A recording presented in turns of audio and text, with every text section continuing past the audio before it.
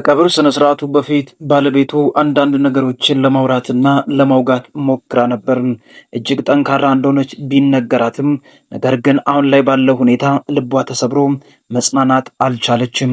መጀመሪያ የቀብር ስነ ስርዓቱ ከመፈጸሙ በፊት አሜሪካን ሀገር ባለችበት ሁኔታ ሌሎችን እያጽናናች ብትቆይም አሁን ላይ ባለው ሁኔታ እጅግ ልቧ እንደተሰበረና እንደደነገጠች በስተመጨረሻ 26 ዓመት ሙሉ በትዳር የተጣመረችውን ባሏን ልትሸኘው ስትል እንባዋን መቆጣጠር አልቻለችም።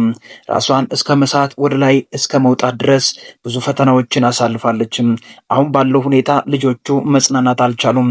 የሶስት ልጆች አባት የሆነው አማን የልጆቻቸውም ሀዘን እጅግ ልብ ሰባሪና አሳዛኝ ነው። የቀብር ስነ ስርዓቱ ከመፈጸሙ በፊት እንባቸውን መቆጣጠር አቅቷቸው ልባቸው ተሰብሮ በሁሉም ፊት እንባ ይታያል። አቶም አማን ፍሳጽ የሶስት ልጆች አባት እንደሆነ ይነገራል። በዚያ መካከል ልጆቹን በራሱ መልክና ባህሪ ጸባይ ቀርጾ እንዳዘጋጃቸውና ለትልቅ ደረጃና ለቁም ነገር እያበቃቸው እንደነበርና በድንገተኛ ሁኔታ እንዳሸለበ እየታወቀ ነው።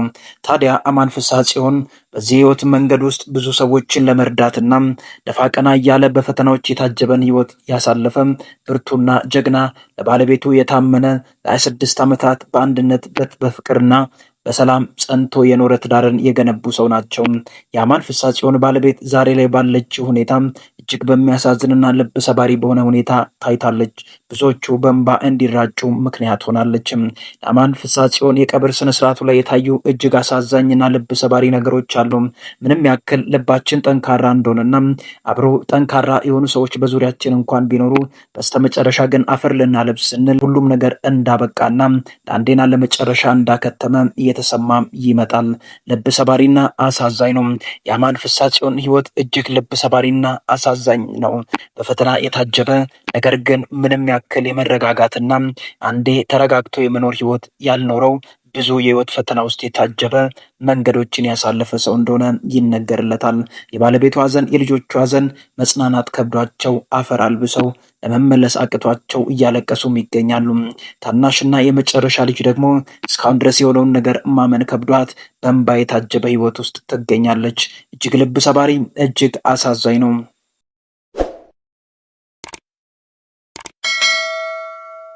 አማን ፍስሐ ጽዮን ከልፈታቸው ጀምሮ እስከዛሬ ድረስ ሳምንታት እስከሚቆጠሩ ድረስ የቀብር ስነ ስርዓታቸው ሳይፈጸም የዘገየበት አንዳንድ ጉዳዮች እንኳን ቢኖሩም በስተመጨረሻ ወደ እልባቱም ደርሷል።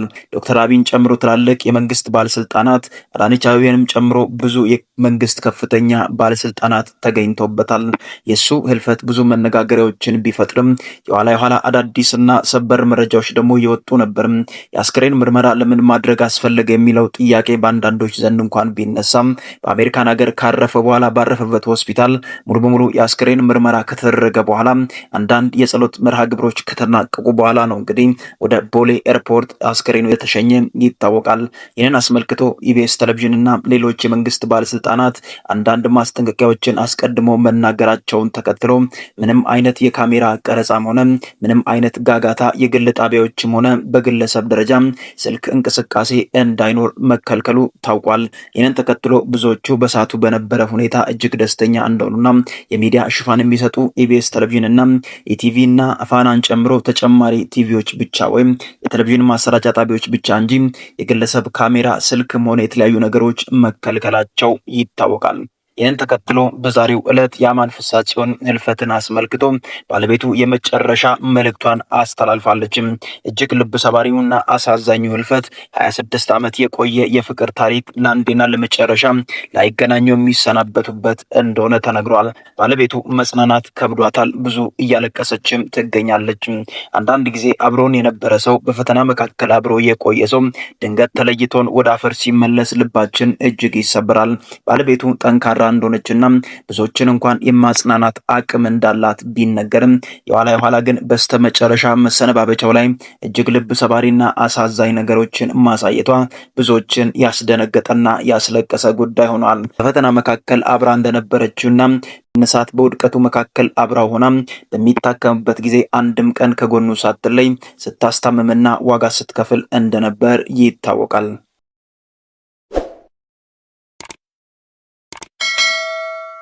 ምንድነው በቀብር ስነ ስርዓቱ ያልተገኘችው? ብዙዎቻችን ይህንን ጥያቄ ለመጠየቅ ሞክረናል። ምክንያቱም ከአስክሬን አቀባበሉ ጀምሮ ሉላ ገዙ አለመገኘቷና በኢቢኤስ ሰራተኞች መካከል አለመታየቷ ብዙዎችን ያስደነገጠ ጉዳይ ሆነዋል። ይህንን ተከትሎ ለምንድነው ሉላ ገዙ በቀብር ስነ ስርዓቱ ያልተገኘችው የሚለውን ምክንያት ስናጠራ የመጀመሪያው ከኢቢኤስ ቴሌቪዥን ጋር የገባችበት ክርክርና አለመግባባት፣ በስተመጨረሻ ከኢቢኤስ ቴሌቪዥን መሰናበቷና በካሜራ ቀረጻዎች ውስጥ አለመገኘቷ አንደኛው ምክንያት ነው።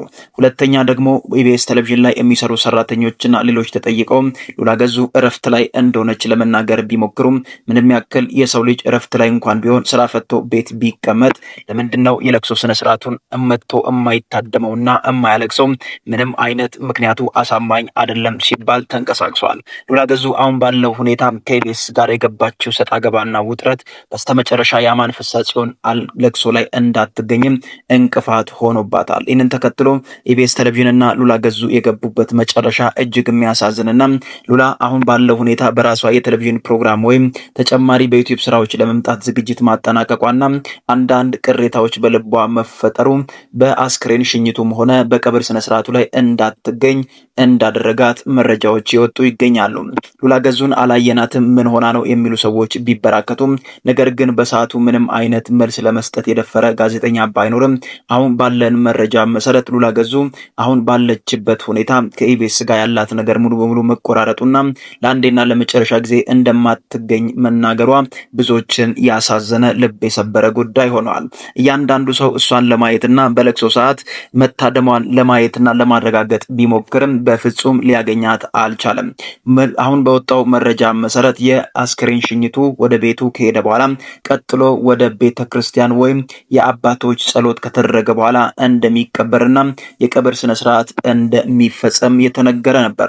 በዚያ መካከል ግብዓተ መሬቱ ወይም የቀብር ስነ ስርዓቱ ከተወሰነ ደቂቃዎች በፊት ሙሉ በሙሉ መጠናቀቁና ምንም አይነት የካሜራ ስርጭት፣ የግል ካሜራዎች ፎቶ ማንሳትና ቪዲዮ መቅረጽ በስልካቸውም እንደማይቻል መግለጫዎች ወጥቶ ነበር። ይህንን ተከትሎ የከፍተኛ መንግስት ባለስልጣናት መገኘታቸውም ጭምር ብዙ መነጋገሪያና አግራሞትን ፈጥሯል። ሉላ ገዙ ምንም ያክል ፈተናዎችን በኢቢኤስ ቤት ብታሳልፍ ነገር ግን ድንገተኛ ሆኖ ወደ ህይወቷ የመጣባት ነገር እንዳሳዘናትና ልቧን እጅግ እንደሰበረ ተነግሯል። የ26 ዓመት ፍቅሯን ለአንዴና ለመጨረሻ ጊዜ ባለቤቱም ተሰናብታለች። ልጆቹ ህፃናቱ በእንባ እየተራጩም ይገኛሉ። አባታቸውን ለአንዴና ለመጨረሻ ጊዜ አፈር አልብሰዋል። ሁሉም ልባቸው ተሰብሮ እያለቀሱም ይገኛሉ።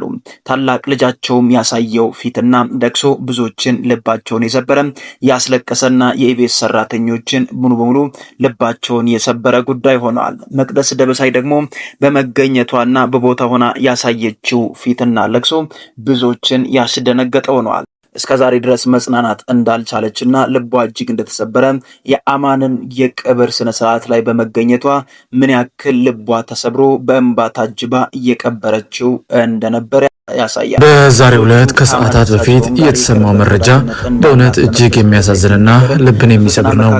በኢትዮጵያ የግል የቴሌቪዥን ጣቢያዎች ዘንድ ፈርቀዳጅ ሆኖና በብዙ በኢቢኤስ ቤት ብዙ ትኩረቶችን እንድታገኝ እንደመከራት በመቀጠል ደግሞ ብዙ ውለታ እንዳለባት መቅደስ ደበሳይ ተናግራለች። ባለቤቷ በብዙ ሀዘንና ለቅሶ ውስጥ ሆና ለአንዴና ለመጨረሻ ጊዜ የምትወደውን ባሏን ተሰናብታለች። ለኢቢኤስ ሰራተኞችና በመላው ኢትዮጵያ ውስጥ ለሚገኙ ኢትዮጵያን በሙሉ ሀዘናችን ከልብ ነው። የአማን ፍሳጽዮን ህልፈት ብዙዎችን አሳዝኗል። የቀብር ስነ ስርዓቱ ሙሉ በሙሉ ተፈጽሞ ሰው ወደ ቤቱ እየተመለሰም ይገኛል። ውድ የቻናላችን ቤተሰቦች ለመላው ኢቢኤስ ቴሌቪዥንና ለአማን ፍሳጽዮን ቤተሰቦች ወዳጆች በሙሉ መጽናናትን ከልብ እንመኛለን። በቀጣይ አዲስና ሰበር መረጃ እስከምንገናኝ ድረስ ለዛሬ ያዝነላችሁ ቪዲዮ ኤነን ይመስላል። ለዚህ ቻናል አዲስ ከሆናችሁ ቻናላችንን ሰብስክራይብ በማድረግ የደወል ምልክቷን በመጫን ቤተሰብ ይሁኑ። በቀጣይ አዲስና ሰበር መረጃ እስከምንገናኝ ድረስ ቸር ቆዩ፣ ቸር ሰንብቱ እላለሁ።